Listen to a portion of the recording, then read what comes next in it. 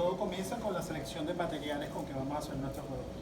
Okay, so our raw materials comply with the USFDA requirements for food contact and as well as European requirements.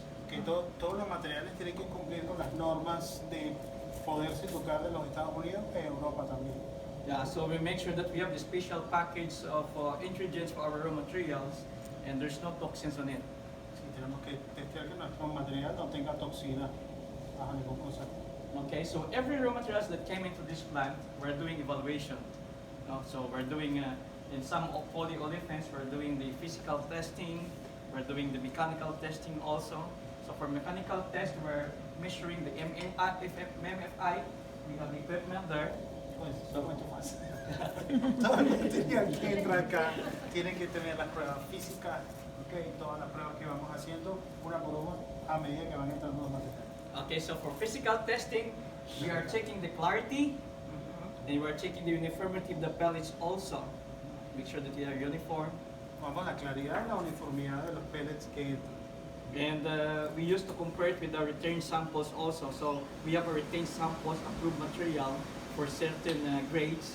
So every time we have the incoming inspection, we have to grab that standard and compare it physically. Tenemos que cumplir con los estándares que nos obligan a tener con las autoridades, ¿okay? Okay. Todo el material que entra. Yes, and the most important thing is the odor and taste test. You know, so we make sure that our raw material doesn't have the bad odor and the taste is neutral. Okay, so how we do it? We have samples of raw materials that we grab from the delivery bags or sometimes from the rail car, and we put it in the jar. Okay, la prueba más importante es la prueba del olor, ¿ok? Vamos a explicar cómo vamos a hacer esto. Si tiene mal olor, no podemos. No podemos. Yeah, and we put some cracker inside. The cracker should be unsalted and plain cracker, no flavor. So we put it inside, and then we put it in the oven. We cover it with foil, and then we put it in the oven for 60 degrees centigrade for 3 hours. Tenemos que colocar esta galleta que no puede tener sal ni ningún condimento, lo ponemos en el horno a 60 grados. Okay, so that allows the materials to release some odors. If there's some odors on the material, it release some odors and react with the cracker. Okay, so after 3 hours, we take it out from the oven, bring it to room temperature, and we evaluate the material. Que si tiene algún olor, tenemos que rehacer la prueba otra vez con el material. Okay, so the way we check it, we take out the cracker, no? So we check the odor, and then we take out the cracker and we taste it. We eat the cracker. So make sure that there is no odor transfer from the plastic to the cracker. Esa es la prueba que estamos haciendo por el olor y después que hacemos la prueba en el horno, la sacamos y la probamos a ver si tiene algún tipo A darnos cuenta que el plástico es apto. safe para... Yeah, and I tell you, we have one quality inspector before, a guy who is dedicated to do these testings, and he retired after 40 years of service from the company. So And, 40 years of yeah. cleaning and testing all that, and Yeah, still fine. testing all these raw materials, and he retired healthy. Yeah. El No inspector problem at anterior all.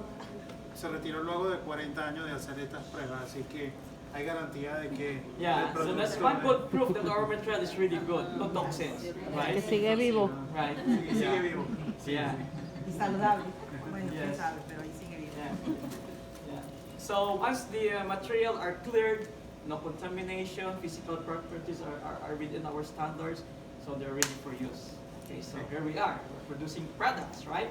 Colored, natural color. Una vez que están todas las pruebas hechas, el producto está apto para ir a producción sin problema. Okay, so to check the quality, we're assigning one QA inspector in every shift, 8-hour shift. So we have one QA inspector, and we have the SQC operator also. So the QA is responsible for the functional testings, including startups, and then the SQC is responsible for the visual inspection. So the inspectors is doing 2 pickups every 8 hours. So like at 7 o'clock, we start the shift at 7 o'clock in the morning. So the first pickup should be like 8:30, between 8:30 and 9 o'clock. And the second pickup should be like 12:30 and 1 o'clock. So these samples are being brought here and are being checked and inspected. Que tiene chulo. Porque tenemos un inspector, trabajamos por 3 turnos, hay un inspector de calidad como tal y hay otros inspectores visuales en cada turno, cada uno de los 3 turnos que trabajamos acá. Okay. Y hacen checan 2 veces, uno a las 8 de la mañana y otro a las 12 del Exacto. día, y vienen y lo traen acá para que lo caliente está.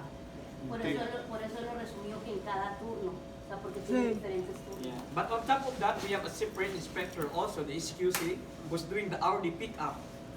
So that's purely for visual, like checking the flash, checking contamination, if there's some grease coming from the belt, you know, and they're checking the gates to make sure that that there's no sharp gating. You know, if there's some gates, we have to clip it. The operator has to do it. So the SQC is responsible for that. Tenemos un inspector que se encarga de revisar visualmente cada uno de los productos que salen de nuestra máquina. Okay, so we have the weighing scale. We're checking the product weight based on our standard. We're allowed plus minus 1% deviation from our standard. So if you have 100 grams, you're allowed 99 to 101. If you deviate more than that, then we don't allow it because the product is affected. The size, the dimension is affected.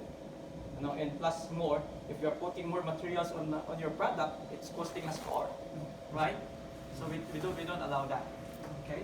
Si tienen alguna diferencia en peso, nosotros lo permitimos. Tenemos un estándar específico. Si está por debajo o si está por encima, obviamente cuesta más porque estás usando más producto. Okay, and also we check colors.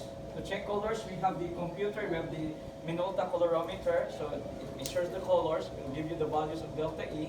So our tolerance for delta E is 1.0. Sí, también tenemos nuestras máquinas que miden el color. El color tiene que ser específico para cada uno de los productos. So we make sure that our production, you know, complies with our color standard.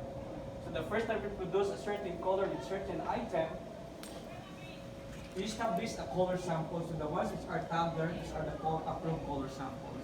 So during pickups, what we are measuring is the actual samples, the standard against the actual sample. So we measure the delta E, make sure that the delta E is below 1 measure.